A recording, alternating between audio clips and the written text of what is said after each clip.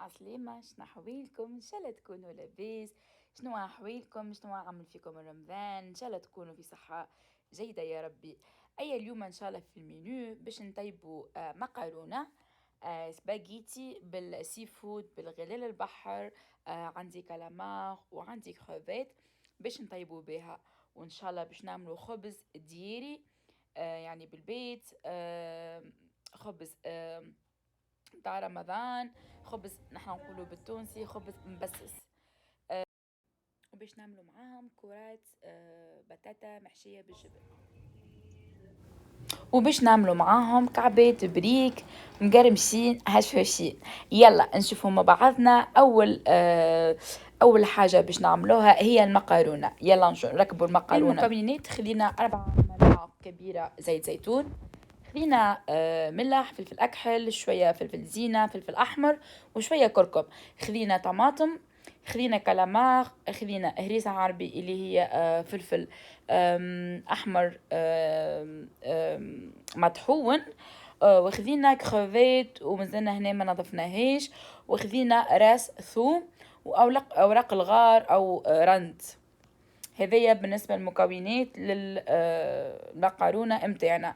أول شي حطينا زيت الزيتون،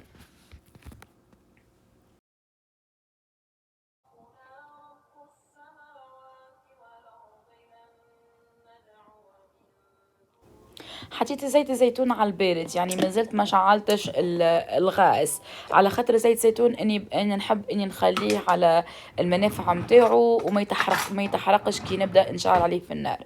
فهنيا كل شيء راح اعمله على البارد وبعدين راح اشعل على الغاز. هنيا اخذيت طماطم كما تشوفوا، طماطم تاع كندا، تكون يعني ليكيد ما تكونش يعني عاقدة، فحطيت 5 ملاعق كبار. وهنيا خليتها مع زيت الزيتون، وكما قلت لكم راهو كل شيء على البارد.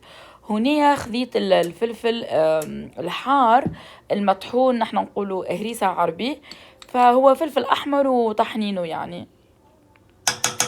هنا كما وريتكم خذيت يعني 2 ملاعق صغيرة فلفل أحمر.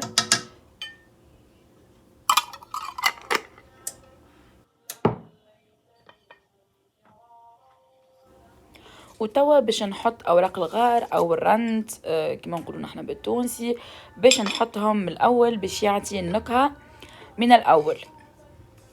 وتوا باش نخلط الطماطم والهريسة العربي او الفلفل الاحمر اللي المطحون، نشريه حاضر مع اوراق الغار، ونخلطهم بالكدا بالكدا مع زيت الزيتون، والباقي في البارد مانيش مشعلة على الغاز.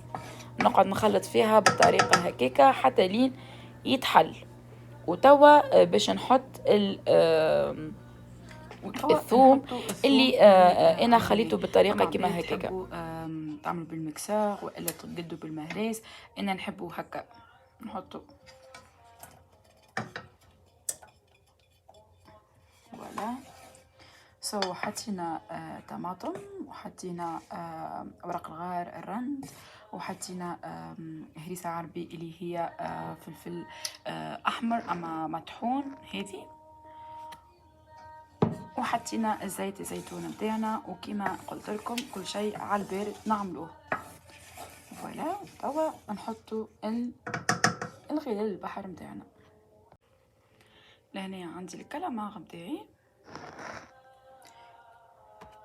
ولهنا عندي الكروفيت متاعي. توا شنو باش نعملو؟ بيان سور نظفناها كما تشوفوا، نحينا الواحد الكحل اللي من هونية حليتها وحطيتها.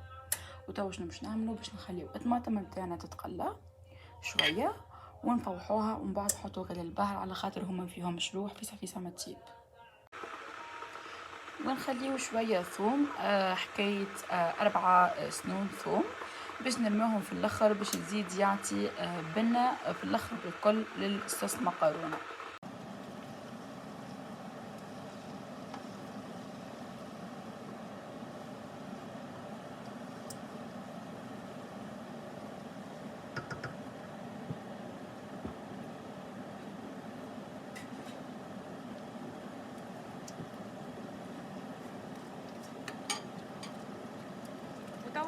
شويه هروس،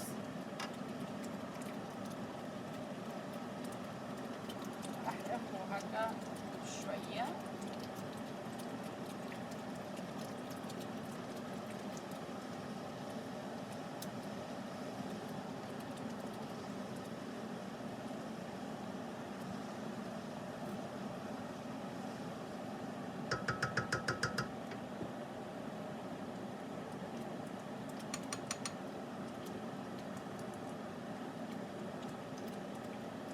شوية كركم،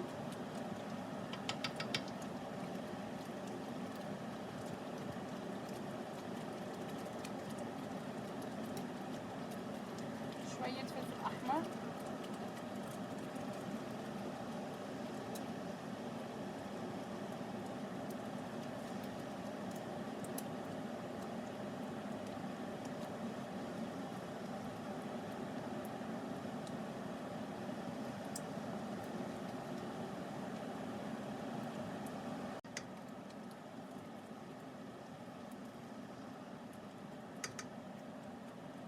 شوية فلفل أكحل،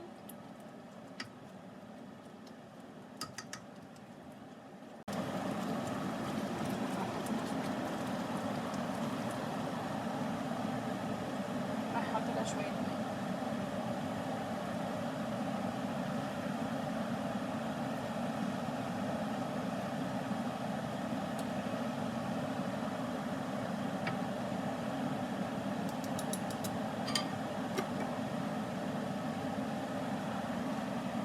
نحط شوية ملح، جوز ملائح ملح،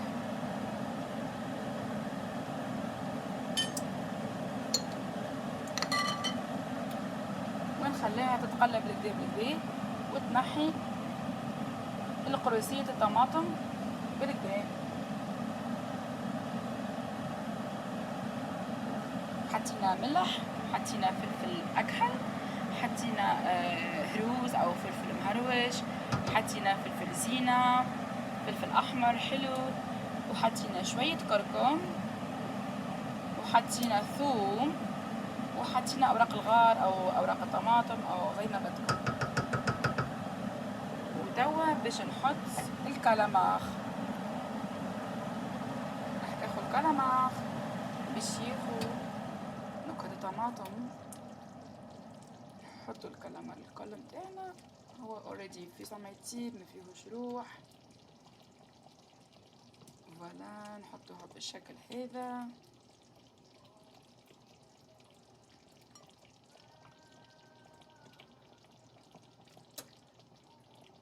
خلينا الطماطم تتقلى، وهيك نكونوا حطينا الكالامار متاعنا باش يطيب مع الطماطم، واوريدي هو طماطم والكالامار والكروفيت ما ياخوش برشا، ما يقبلش برشا تطيب.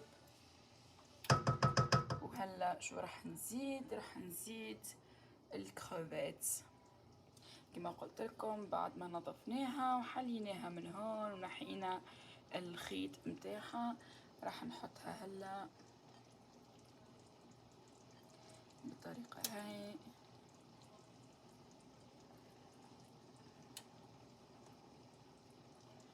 نحطهم الكل،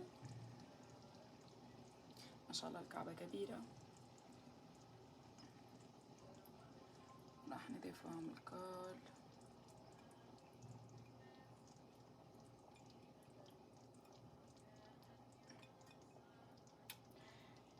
وهيك نكونوا حطيناهم الكل. وطبعا نخلوهم يدخلوا مع الطماطم ومع البهارات اللي حطيناهم، نخليها تتقلى شوية، وبعدين راح نمرق بالماء سخن أكيد، وبعدين نخليها حكاية 30 دقيقة 25 دقيقة، وبعدين نطفي عليها، وبتكون الصوص المكرونة أو سباجيتي متاعنا تكون حاضرة. يلا هيك نعملو.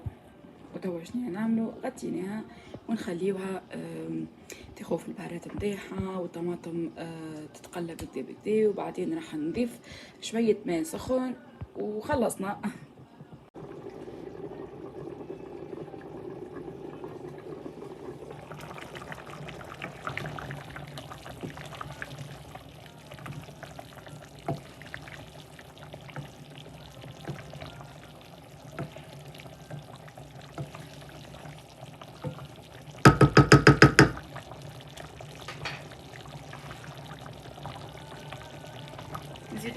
مي.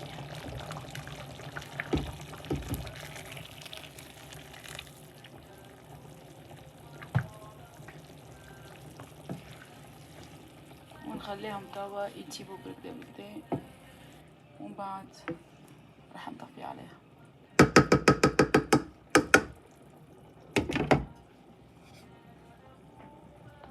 وتوا البنات كي تاب الكلامات والخوات كما قلت لكم ما فيه شلوح، رميت داك الثوم هذاك اللي قعد شفتوها، رميته في الاخر الكل. وتوا جالس نخليها شويه تنقص من المرقه نتاعها كما قاعدين تشوفوا نزلت شويه تنقص من المرقه نتاعها، ومن بعد هكا هوا وميم طون لهنا حطيت الماء نتاعي قاعد يسخن، نرميو عليها شويه ملح ونخليوها من بعد كي تولي الماء يغلي بالكدا نرميو المقارونه ونخليوها تتسمط. ولهنا صوص الطماطم، ولهنا صوص السباجيتي، صوص المقارونة طابت، الكالامار طاب والكروفيت طابت كما قاعدين تشوفوا. المرقة نقصت من معناها منها ولات يعني عاقدة شوي كما قاعدين تشوفوا. توا طفيت عليها. شنو باش نزيدو؟ باش نزيدو شوية حبق. الحبق يبنن المقارونة، يبنن أي نوع متاع مقارونة، سباجيتي، فل، أي نوع متاع مقارونة. إذا كان عندكم حبق يعني نبتة تكون خضراء يعني أكيد يكون أحسن من إنه يكون مرحي. أما أنا عندي مرحي، راح فرجيكم، راح نوريكم ونوريكم نعملو هكا رشة صغيرونة من الفوق.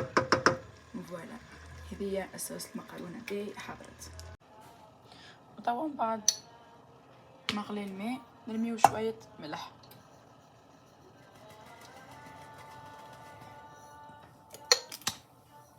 بالطريقة هذيا.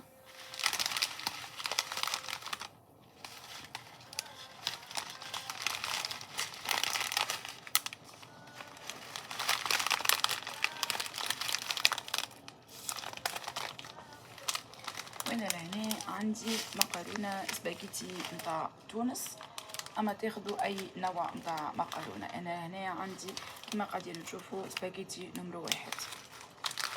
راح ارميها.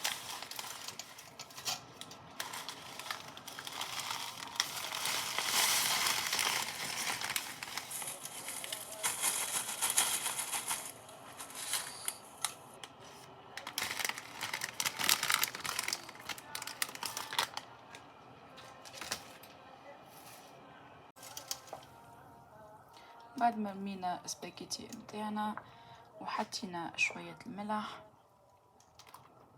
وتوا ندخلها في الماء كما هكا ونخليها تتسمط في عقلها. فما شكون يحب يخليها على طولها، فما شكون انه كيف انا نقسمها يعني طول السباجيتي نقسمها على 2. نحسها تكون اسهل اني نرميها على طول. ولا طبعا نخليها تطيب وتتسمط في الماء متاعها بالطريقة هذه. تنجموا تحطوا اي نوع.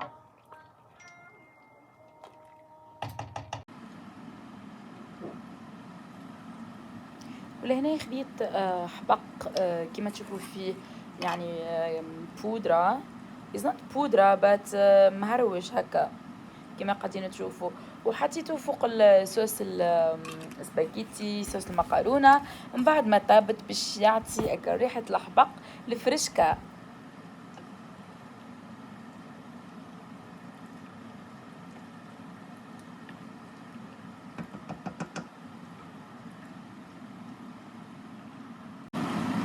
كيف باش نحط شوية حبق فوق المقارونة من بعد ما صفيناها من الماء نتاعها باش نحط شوية. وتوا قاعدة نحط في الصوص المقارونة وباش نخلطها مع بعض حتى لين تشرب أكل الصوص هذيك.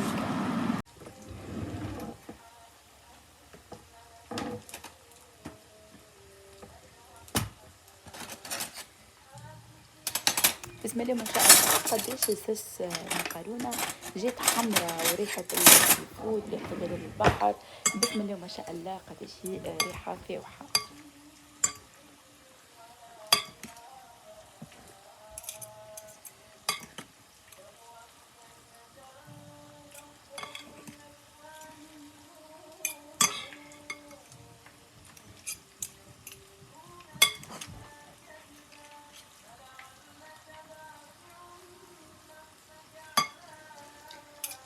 البنة موجودة، نضمنكم البنة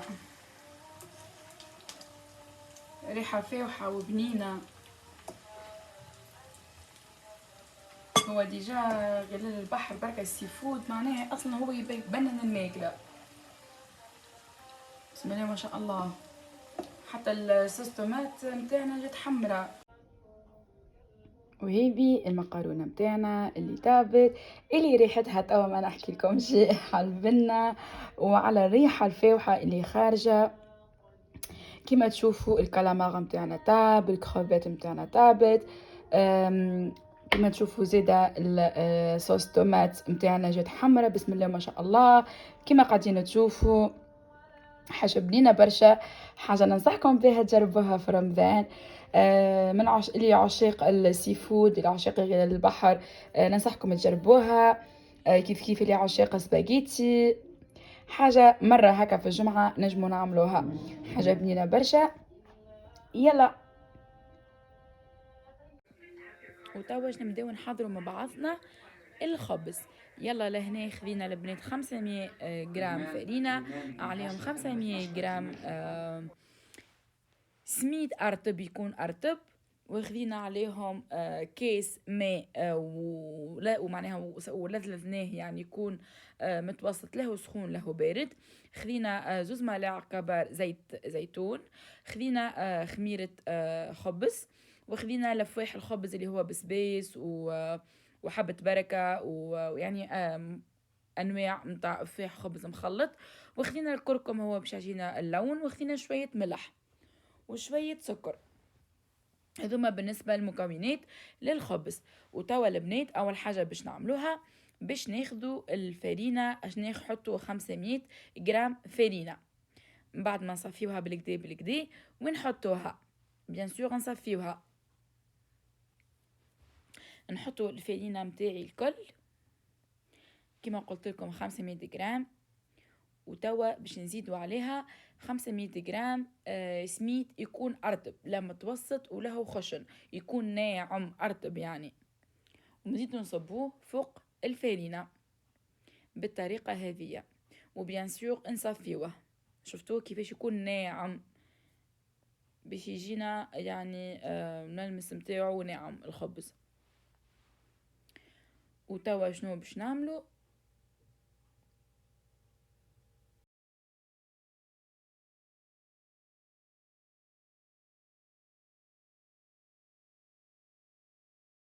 باش ناخذوا زيت زيتون، حكيت بين زوز ملاعق 4 ملاعق هكاكا.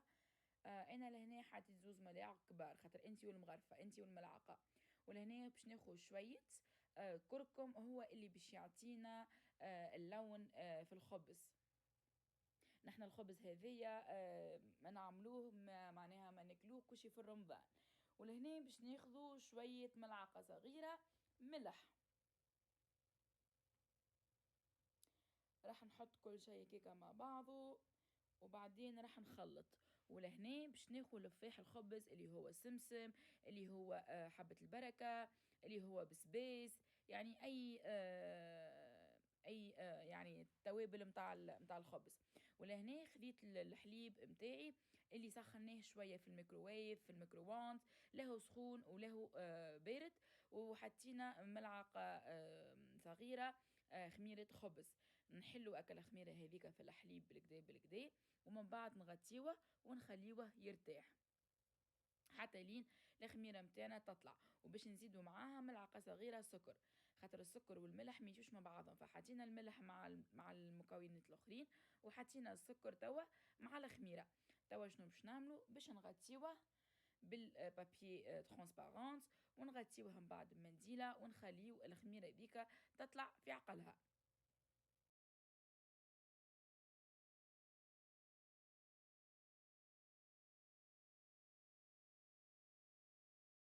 وبالنسبة لهنا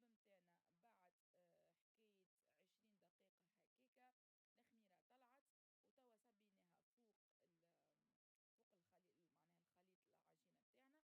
هكاكا الخميرة طلعت، وتوا صبيناها فوق الخليط، معناها الخليط العجينة متاعنا. وتوا باش نبثبثوها شوية هكاكا من غير قبل ما نبداو نصبوا الماء، نبثبثوها شوية بالماكينة، ومن بعد نبداو نزيدو في الكاس الماء بشوية بشوية، نقعدوا يعني نتبعوا. اما انا من الاول توا حبيت اني نبثبثها معاك الزيت ومع السكر والملح والحليب، نبثبثها بالكدا بالكدا. على فكرة اذا كان ما عندكمش حليب نجموا تحطوا يogurta. اذا كان ما عندكمش يogurta نجموا تستعملوا حليب، هو اللي باش يخلي الخبز متاعنا يجي مبسس.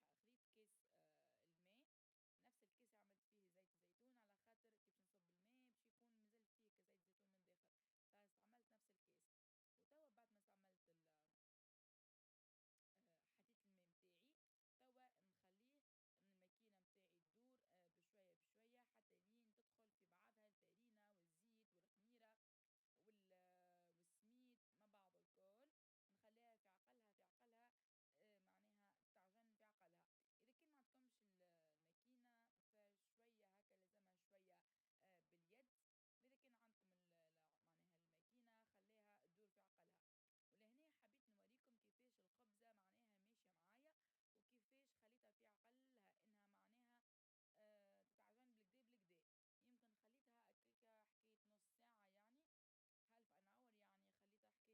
وتوا شنو باش نعمل؟ باش ندهنها من فوق بشويه زيت زيتون باش ما تعملناش اكل القشره من فوق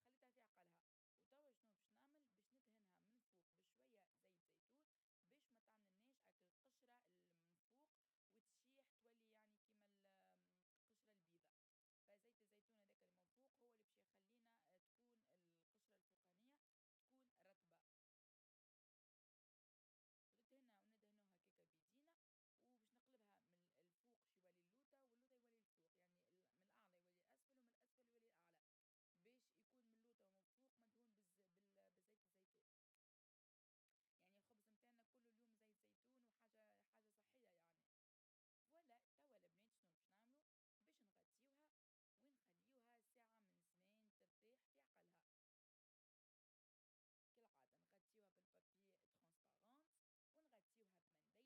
الاسفل ومن الاسفل يولي الاعلى، باش يكون من اللوطه ومن فوق مدهون بزيت الزيتون. يعني الخبز متاعنا كله اليوم زيت زيتون وحاجه صحيه يعني. ولا توا البنات شنو باش نعملوا؟ باش نغطيوها ونخليوها ساعه من زمان ترتاح في عقلها. كالعاده نغطيوها بالبابي ترانسبارنت، ونغطيوها بمنديله تكون مضيفه، ونخليوها. وتوا من بعد ما خليناها ساعة تسيب، توا شنية نعملو؟ عرينا عليها كما قاعدين تشوفوا نفجت، وليت رطبة كما قاعدين تشوفوا يعني تبارك الله. خليتها ساعة انها ترتاح، يعني خذيت راحتها بالكدا بالكدا. وتوا باش ناخد شطر متاعها، وشطر الاخر نغطيوه كالعادة. لهنا حبيت نوريكم التكستور، يعني كيفاش من بعد ساعة ارتاحت، يعني البات تمشي معنا، العجينة تمشي معنا بالكدا. توا باش نغطيها كالعادة باش ما تعملناش القشرة متاعها يعني من فوق، وباش نبدأ نخدم بشطر هذاك.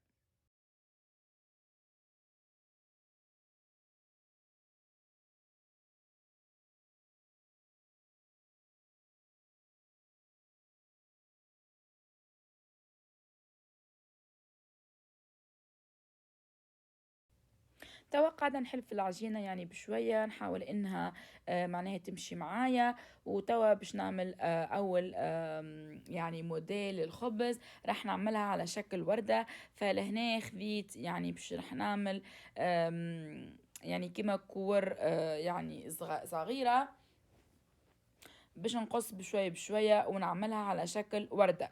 كما قاعدين تشوفوا العجينة ماشية معايا بالكدا بالكدا، على خاطر خليتها ترتاح يعني أكثر يعني ساعة من زمان، أو إذا كانت تنجموا تخلي واحدة أكثر من ساعة يعني ما يصير ولا شي يعني.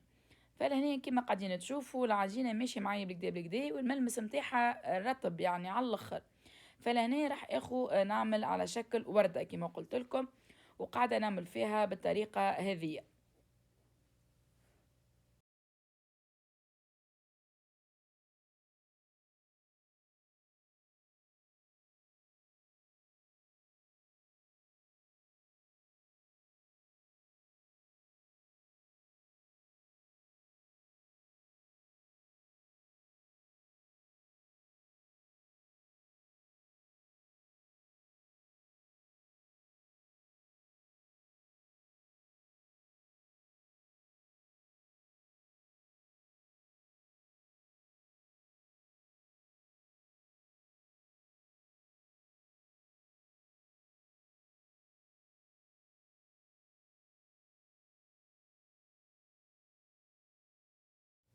نجموا تعملوها وردة كبيرة أو وردة صغيرة كما تحبوا انتوما. الحاجة الوحيدة اللي ديما حطوا معناها اللي هي كي تدخل الفور راهي باش تولي معناها الحجم نتاعها أكبر من هكاك، على خاطر فيها الخميرة.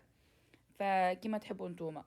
أنا لهنا شكلت الموديل الأول يعني الشكل الأول على شكل وردة، وجيت محليها وسو كيوت يعني.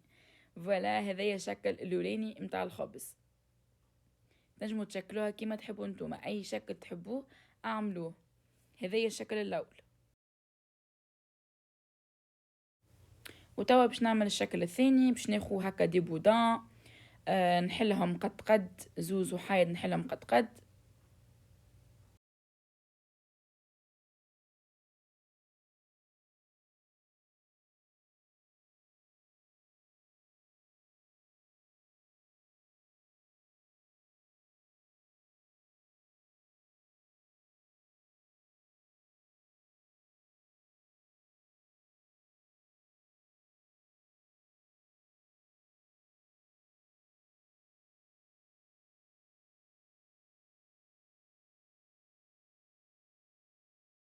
باش ناخو 3 بودان ونعملهم على شكل يعني ثفيرة باش يجينا خبز يعني مزيان برشا.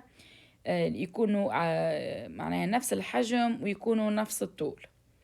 كما قاعدين تشوفوا هكا نحل فيها بيديا، نحلها كما اخواتها بالطريقة هكيكا. ومن بعد ناخذوهم ونعملوهم على شكل ثفيرة كما قلت لكم.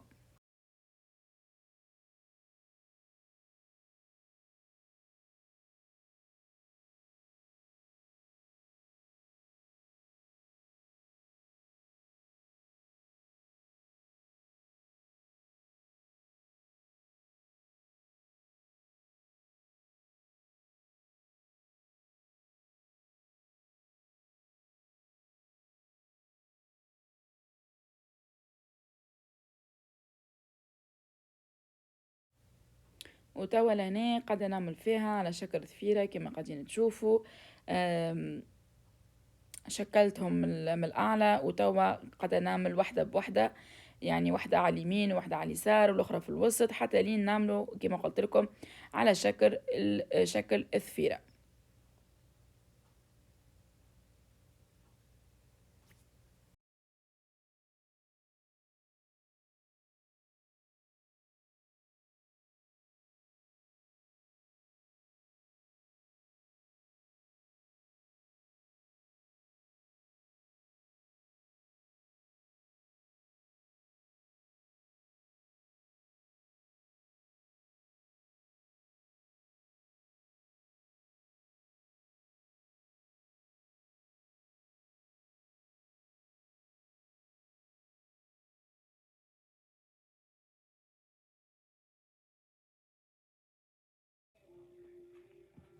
كما قاعدين تشوفوا هكاكا جاتنا على شكل ثفيرة، وهذايا الموديل أو الشكل الثاني للخبز متاعنا.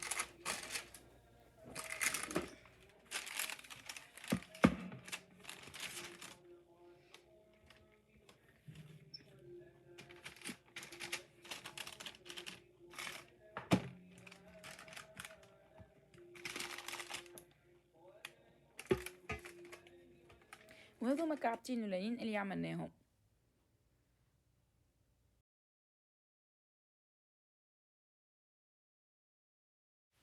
ولهنا زيدا اش نعملو شكل اخر، خدينا بودان كيما هكا وقاعدين نحلو فيها بالكدا بالكدا حتى لين معناها تولي كيما شكل الاخر، يعني يكونوا زوز كيف كيف وزوز نفس الطول.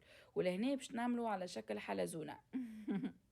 باش ناخذوهم الزوز مع بعضهم ونلصقهم من معناها من الاعلى، ونعمل كعبة بكعبة كعبة بكعبة هكاكا حتى لين تولي كيما الثفيرة، كما قاعدين تشوفوا كعبة بكعبة على طريقة هذية بالشكل هكاك كعبة بكعبة، يعني كيما ثفيرة كعبة بكعبة. تنجموا تخليوها هكا وتنجموا من بعد تدوروها على شكل حلزونة. انا لاني حبيت نعمل هكاكا خاطر حسيتها في الوسط جاتني عالية شوية، فحبيت اني نحولها لهنا قاعدة ندور فيها على شكل حلزونة بالطريقة هذية. تنجموا تشكلوا كيما تحبوا نتوما، راهو تحبوها خشينه تحبوها جويده كيما تحبوا نتوما. وهذيك اللي قاعدت في الاخر بالكل نحطوها من لوطه، وهذايا الشكل الثالث.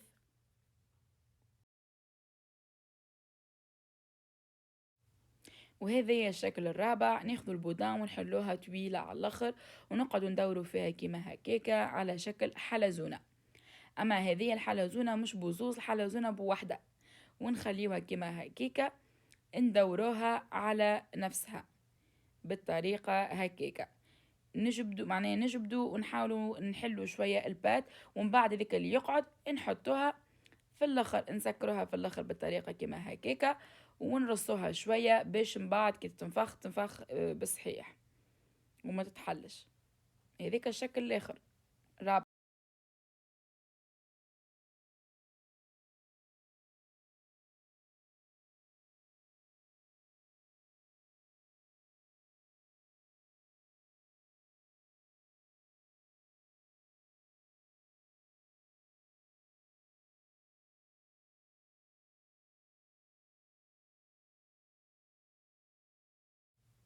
وهذه شكل الخامس توا، خذينا الخبزة وعملناها على شكل دائرة، يعني كما الطابونة على شكل الدائري. نحاول انها نستويها وتكون معناها الكل على نفس العلو، مش واحد يعني عالي وواحد جويد.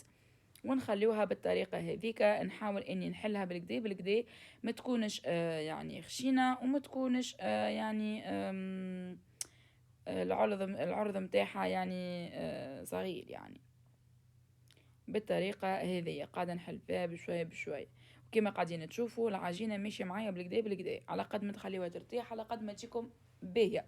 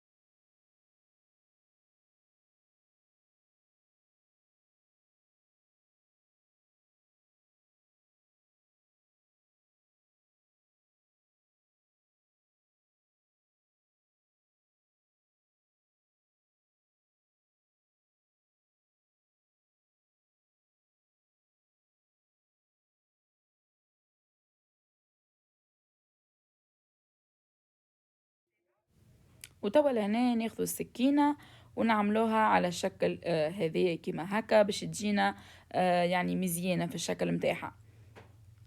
ناخذوها بالشكل هكاكا ونحاولوا ان ما نقصوهاش، اما جست نحطوا من فوق لفوق يعني سكينة، وتوا نقصوها بالعكس توا باش يعطينا على شكل مثلث او شكل مستطيل او مربع او whatever واللي هو على شكل هذايا حاسينه من الاخير يعني.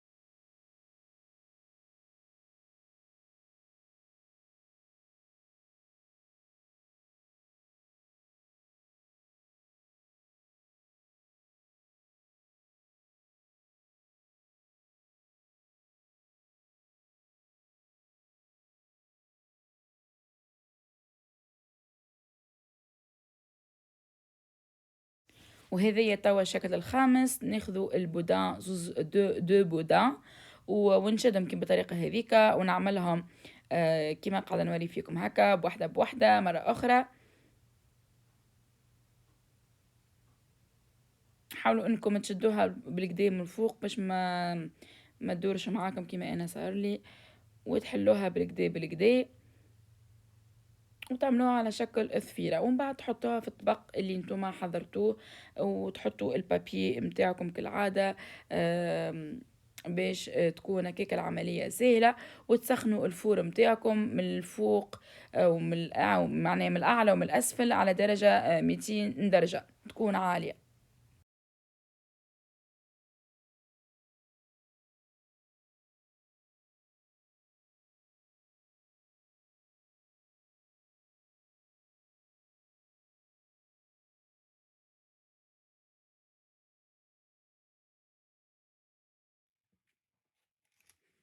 وتوا لهنا حطينا خبيزات متاعنا في الطبق، وخذينا زيت زيتون وقاعدين ندهنوا بها من فوق باش يعطينا اكل لقة وكل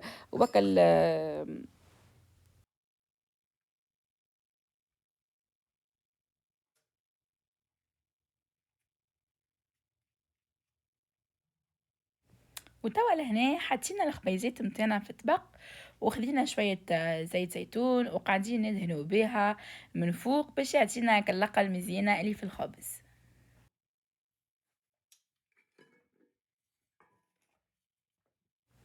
وتوا لهنا خدينا الرفاح متاع الخبز اللي هو بسبيس وسمسم وحبة بركة باش نحطوه من فوق الخبز باش يعطينا من بعد كي يتحمر في الفور يعطينا هكا الريحة البنينة اللي متاع البسبيس كي يتحمر والسمسم كي يتحمر هكا البنة ذيك الفاوحة متاع الخبيزات كيما قاعدين تراو قاعدة نحط فيهم من الفوق.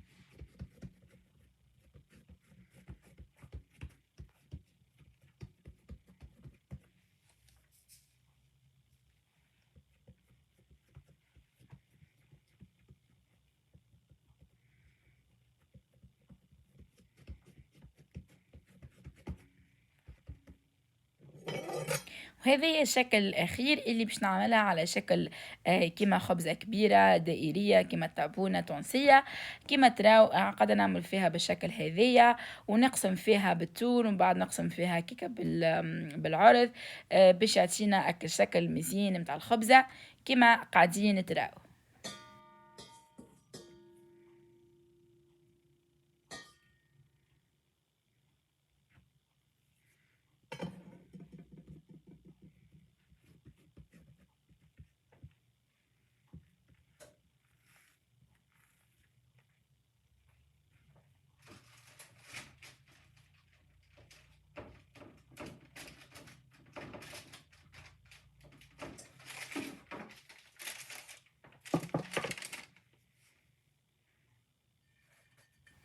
وهذوما الاشكال اللي عملناهم في الاخر بالكل كما قاعدين تراو وتوا كما الاخرين خدينا زيت الزيتون وقاعدين ندهنوا بهم من فوق بالزيت الزيتون بكل عادة باش يعطينا كاللقة ويعطينا كالحمورية اللي تجي من فوق.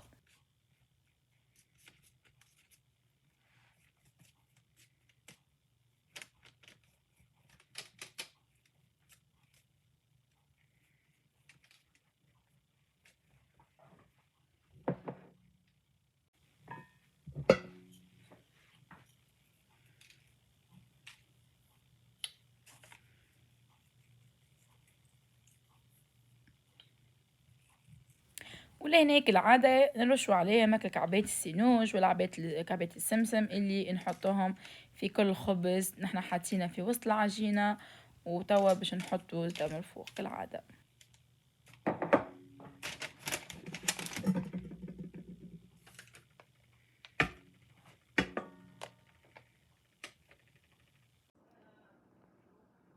وهذوما الخبيزات متاعي من بعد ما خرجوا من الفرن كما تراو فيهم محمر جاها شهوش بنين ريحته فيه وحاجة كما قلت لكم حاجة بنة وحاجة ديري وحاجة نظيفة في البيت لرمضان يكون حاجة صحية أكثر.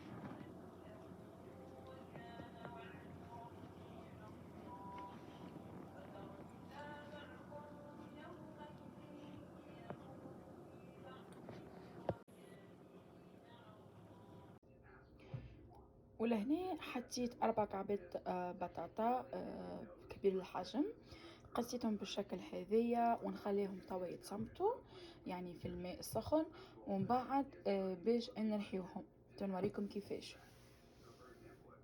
وتوا باش نحطوا شوية ملح باش في ساعة ما من بعد كي نجيو نرحيوها بسهولة. راح نحط شوية يعني ملعقة هكا صغيرة وراح نحطها وتوا نخليوها معناها تتصمت بالكدا بالكدا.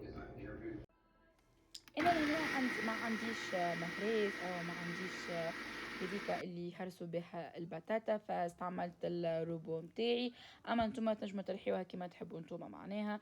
مهم تكون في التكستور هذيا، تكون معناها في الاخير تكون كيما انا قاعده نوري فيكم توا. وبعد نحطها في شقالة ونبدأ نحاول اني نحل البتاتا الكل، ما يكونش فما اكل الكعابر اللي يقعدوا من الاسفل. نخلطها بالكدا بالكدا كيما قاعدين تشوفوا.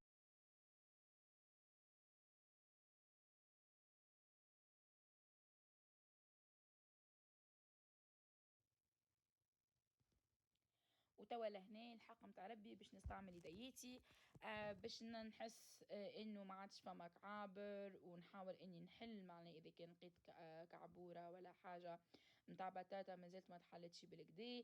نحاول نحلها بيديا كما قاعدين تشوفوا، حتى لين يكون ما عادش عندي ولا كعبه يعني تقعد صحيحه، كله معناها يولي عجين. ويكله يولي طري، يعني كما قاعدين نوري فيكم شنو التكستور اللي تتحصلوا عليها يعني.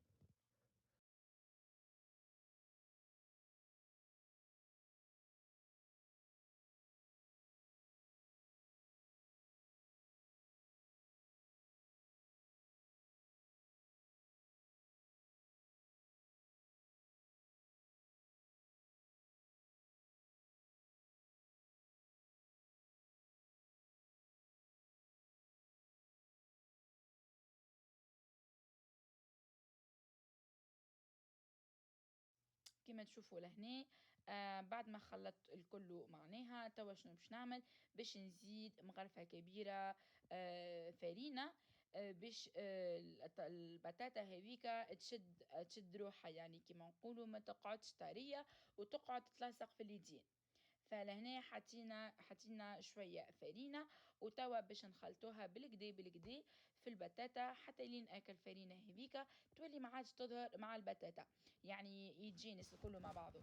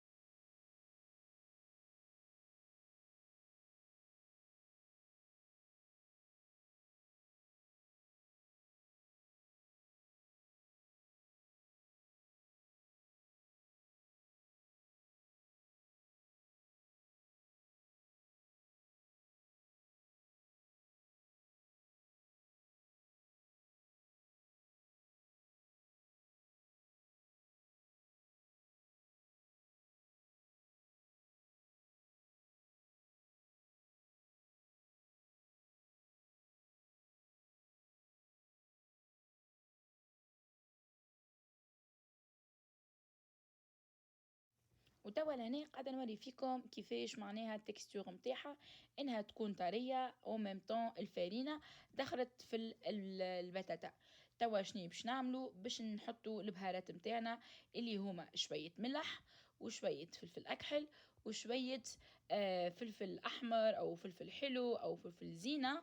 ما يكونش حار بيان سور، يكون يعني حلو مش حار، فباش يعطي اللون الاحمر في البتاتا من بعد كي نقليوها. لهنا كما قلت لكم حطينا شويه ملعقه صغيره ملح وملعقه صغيره فلفل اكحل وملعقه صغيره فلفل زينه او فلفل احمر يكون حلو بالشكل هذيا. وتوا نخلطهم بالكدا بالكدا حتى لين التوابل هذيك واللفاح هذيك ما عادش يظهر، يولي كله متجانس.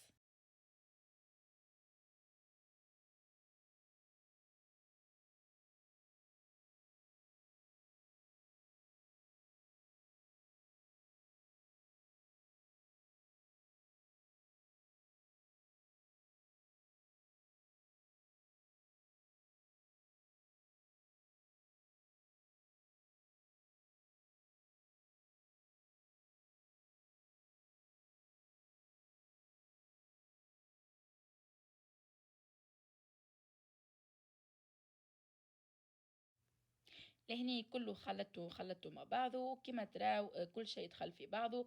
وتوا شنو باش نعمل؟ توا باش نحاول نكعبرهم كما تحبوا نتوما الحجم، تحبوا حجم كبير، حجم صغير، متوسط، كما تحبوا نتوما. إن لهني قاعدة نكعبر فيهم بالطريقة هذية بشوية بشوية، وكما قاعدين تشوفوا ماهوش يتلبط برشا في اليدين وماهوش يلصق برشا في اليدين. بشوية بشوية ديجا نحنا باش نحطوه في الفريج في الفريجيدير باش يرتاح. نقعدوا نكعبروا فيهم هكاكا حتى لين نكملهم الكل.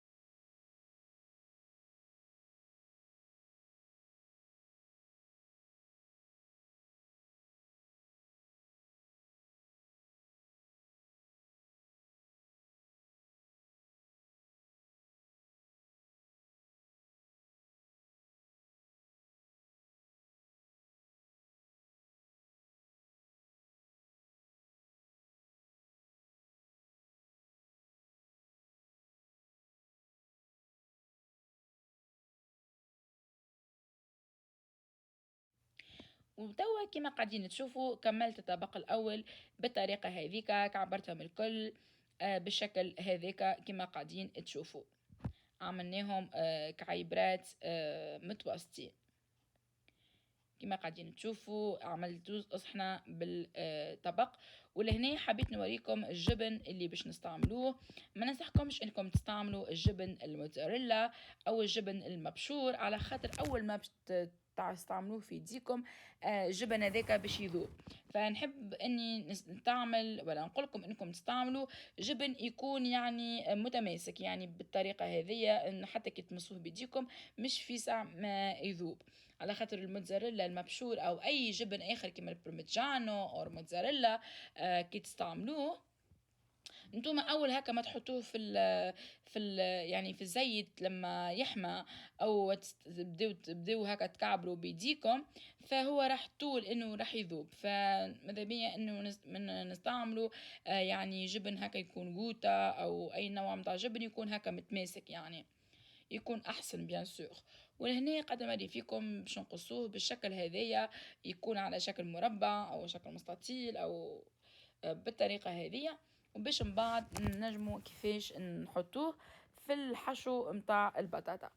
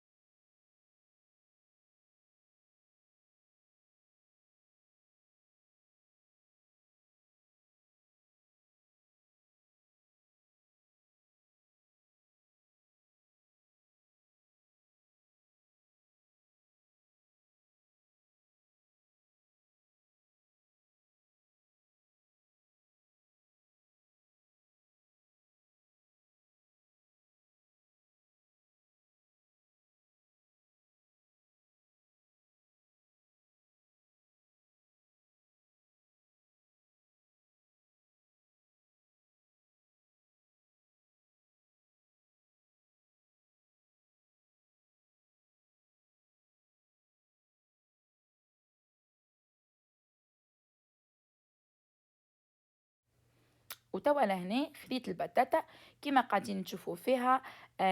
بعد ما حطيناها شي ساعة في الفريج في الفريجيدير في الثلاجة، حليناها بالطريقة هذيكا وحطينا الجبن من الداخل.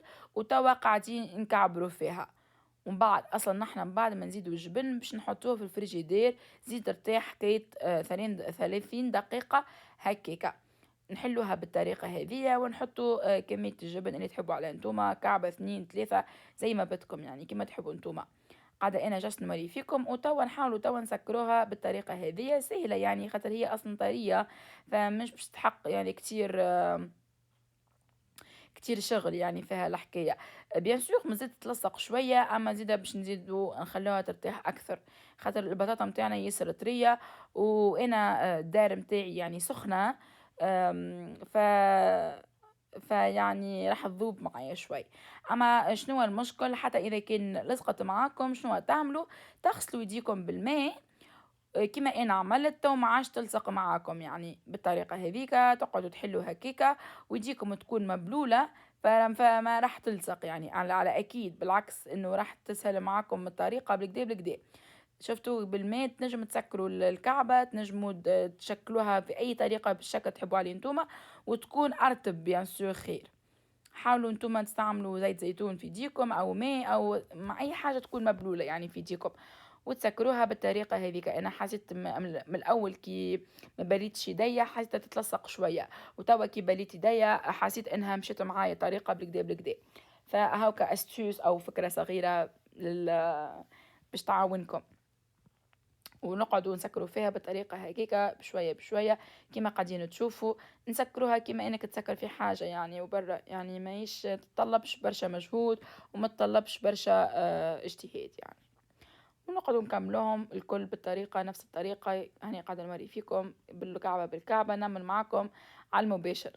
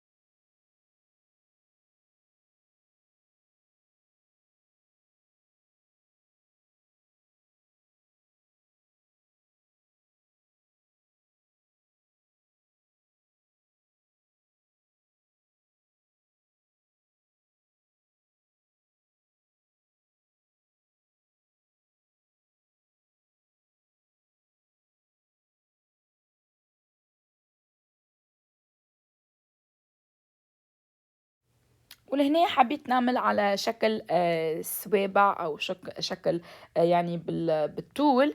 حبيت نعمل على زوز أشكال، خاطر معناها حبيت نوريكم إنه نحنا نجم نتحكموا في أي شكل تحبوه يعني.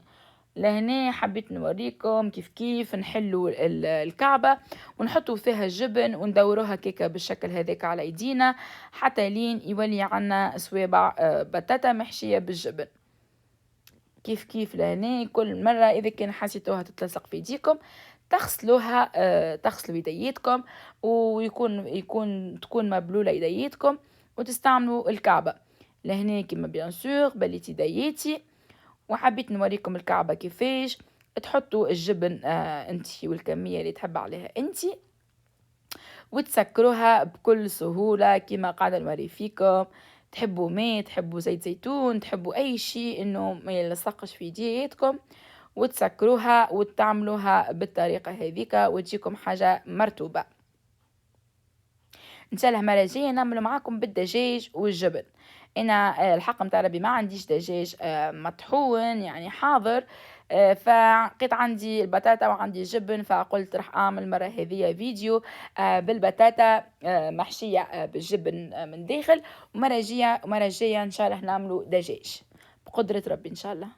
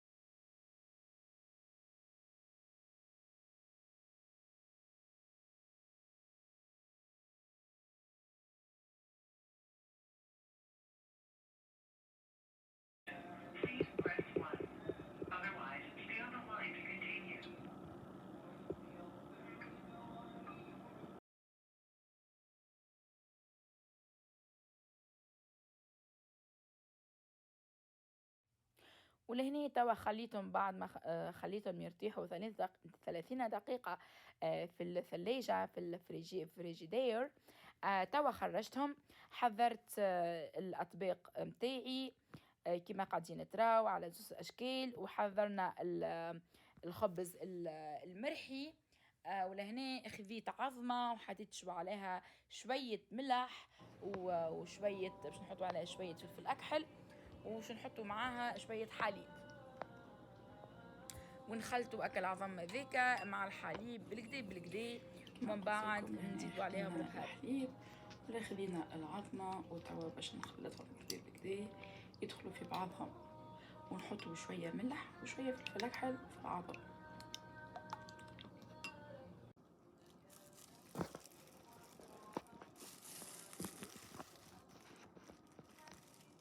وتوا ناخذ كعباية البطاطا نتاعي كما تشوفوا شدت روحها في الفريجيدير، وتوا ناخذ نحطها في العظم. من بعد ما نحطها في العظم نحطها هون المبشور او الخبز المرحي كما قاعده نوري فيكم، ونحطوا هكا من فوقه، ونقعدوا ندوروا فيها من الاجناب الكل من نواحي الكل حتى لين اكل الخبز هذيك يشد في البتاتا. كما قاعدين تشوفوا ما تستحقش برشا يعني جهد او تعب او ولا شيء، نحطوا هكيكا وندوروها كما قاعدين تشوفوا وتتكون تتماسك بالكدا بالكدا. البطاطا نتاعي نحطها في العظم، ومن بعد نجي نحطها في الشابور ونعملها بالطريقة هذيا هكا.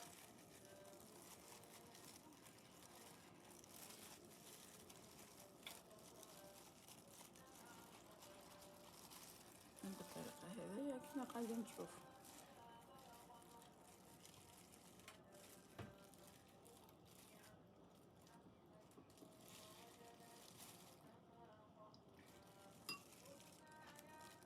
بالطريقة هذيا ناخو هكا ونحط فوقها، ناخو هكا ونحط فوقها.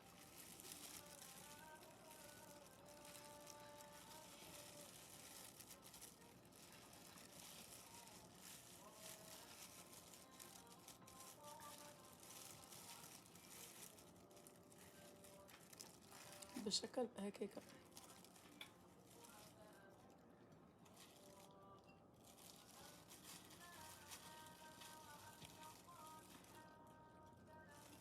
نجي لهنا نحطها هكا في الشكل في الخبز المرحي، نقص عليها هكا شوية باش يشد الشكلوخ فيها. نعملها بالطريقة هذه هكا، بالطريقة هذه.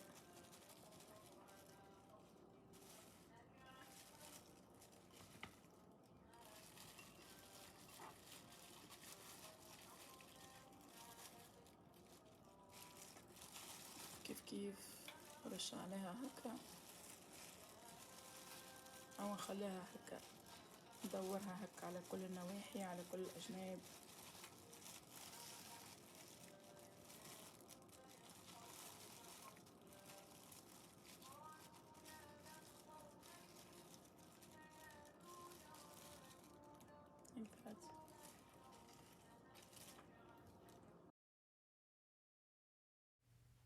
هنا حبيت نوريكم الخبز اللي شريته انا، هو ديجا اوريدي سبيسياليتي متاع يعني اي حاجه تكون كريسبي، يعني حاجه تتقرمش متاع دجاج هكا يعني يكون بالخبز او بطاطا كما انا اليوم نعمل فيها، يعني هذيك السبيسياليتي متاعو، يعني اوريدي مكتوب عليه اوريجينال كريسبي، يعني يكون اي حاجه متاع اي حاجه تتقرمش يعني.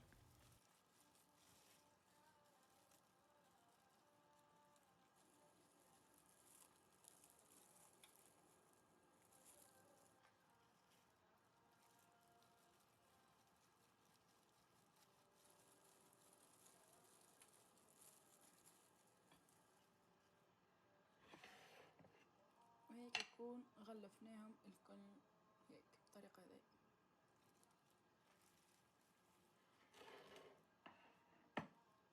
وتوا راح نغلف الصوابع البطاطا المحشية بالجبن بنفس الطريقة، نحطها في العظم والحليب وبعدين اجيبهم هون بنفس الطريقة هيك هيك بنفس الطريقة هيك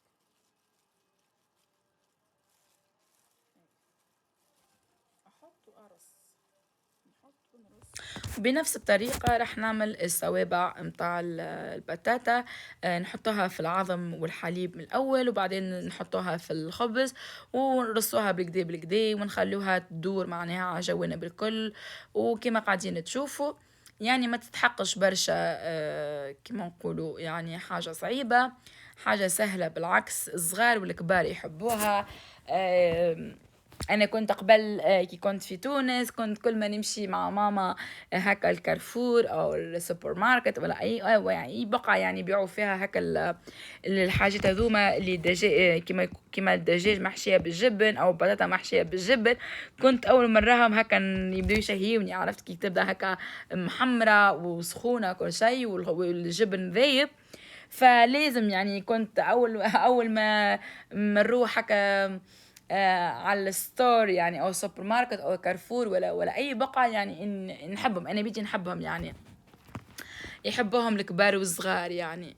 فاشتهيتهم يا اخي، قلت والله اني ما نعملهم، والله عندي كل شيء في الدار. فلا يعني حبيت نعطيكم هكا فكرة، نجم تكون هكا نجم نزيدوها هكا في رمضان، نجم نعملوها هكا في السهرية للسحور، ولا مثلا نعملوها في العشاء هكا حاجة إضافية، ولا مثلا جاينكم ضيوف ولا عندكم صغيراتكم يحبوها، ولا حاجة هكا خفيفة يعني ما تطلبش برشا مكونات وفيسا فيسا ما تتعمل يعني.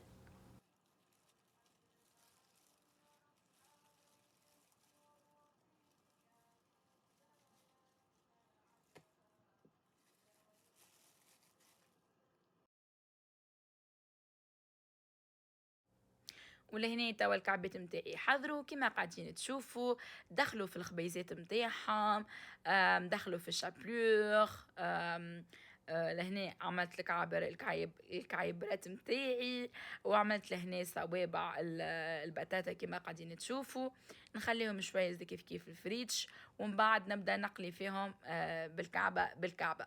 لهني حطيت القلاية متاعي قاعدة تسخن، خليتها على نار عالية، خاطر لازم يكون سخن، خليته في عقله يسخن، وتوا باش نبدا نقلي فيهم بالكعبة بالكعبة. ردوا بين مديتنا خاطر الزيت سخن، ما نحاولوش انه نغطسوا يدينا بالكدا بالكدا، او اذا كان عندكم هكا اي حاجة يعني تحطوا بها البتاتا حطوا يعني. المهم ردوا بالكم على رويحاتكم يعني. لهنا انا قاعده نحط فيهم بشويه بشويه على خاطر هما ياسر فخاجين، وكما قلت لكم يعني انا اوريدي قاعده نطيب في الغاز سخن والدار سخنه، فانهم في ساعه ما راح يتحمروا، في ساعه ما راح معناها الجبن نتاعو باش يذوب.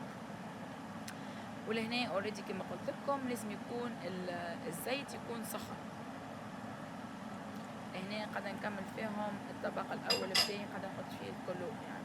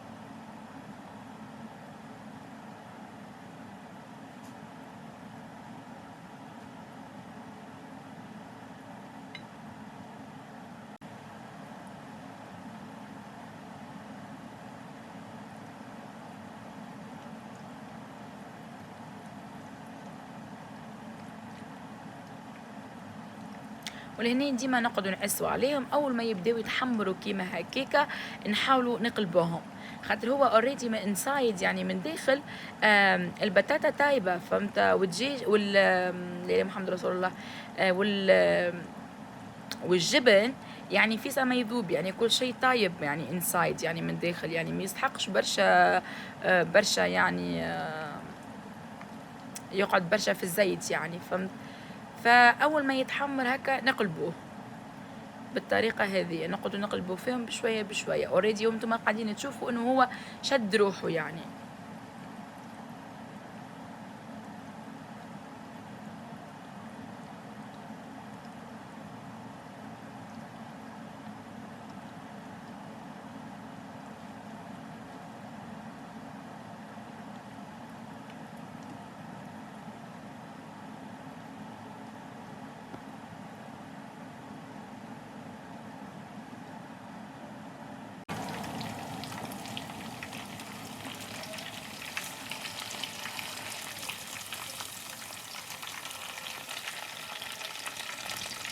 هنا توا قاعدة نخرج فيهم واوريدي فما الجبن من كثر ما هو يذوب برشا وانه الزيت يعني سخن كتير يعني برشا، فما كعبات الجبن نتاعهم خرج يعني كما قاعدين تشوفوا يعني.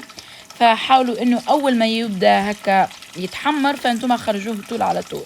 انا لهنا قعدت نحضر في المقارونة، فجبن طلع معايا شوي يعني.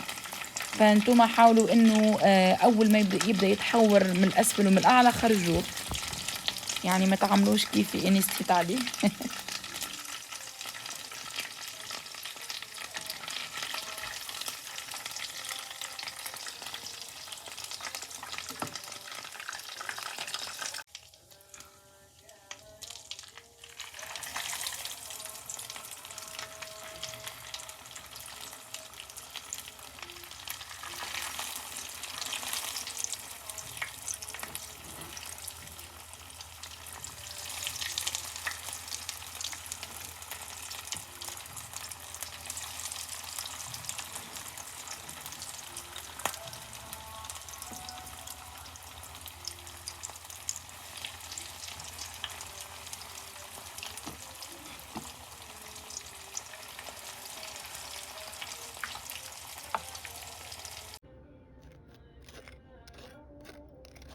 تسمعوا فيها كيفاش تخربش.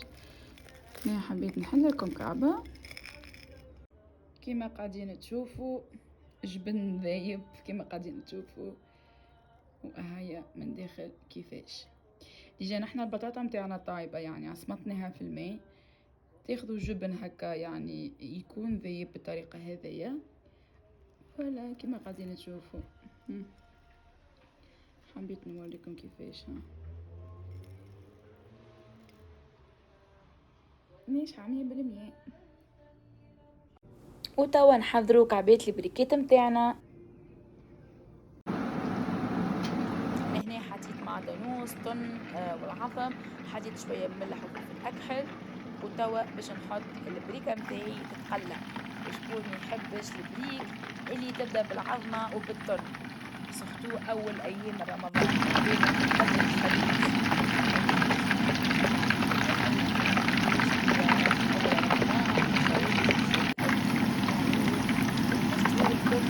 أول رمضان.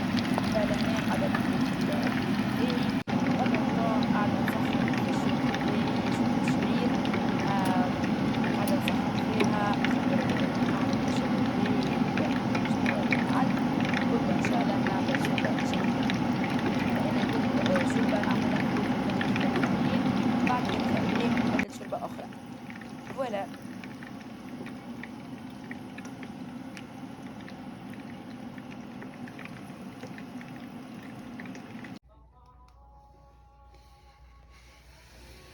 لهنا حضرت التمر متاعي، حضرت الفلفل والزيتون، لهنا البريكيت متاعي كالعادة، سخنت الشوربة متاعي كيما قاعدين تراو، كل شيء حاضر. حضرت شوية سلطة مشوية اللي قعدت لي من المرة اللي فاتت،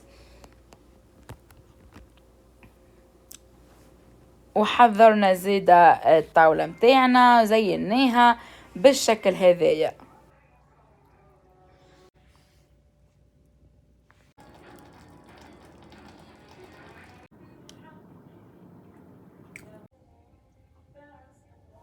وهذوما كعبات البطاطس وصوابع البطاطا اللي محشية بالجبن. هذه المقارونة متاعنا اللي بالكلاماغ اللي ريحتها بسم الله ما شاء الله. لهنا حطينا الطاولة متاعنا زيناها، حطينا ماكلتنا، وتوا نستناو لذين وصحة وبشفاء لينا ان شاء الله. ان شاء الله تكون الوصفة لليوم عجبتكم، ان شاء الله تجربوها، ان شاء الله نكون عطيتكم فكرة. انا بيجي كل نهار نقول يا ربي شنو باش نطيب. خلينا في رمضان ناخذوا دباير على بعضنا ونعطيو افكار بعضنا. لهنا حطيت ماكلتي وحطيت دنيتي، وان شاء الله صحة وبشفاء ليا وصحة وبشفاء ليكم ان شاء الله.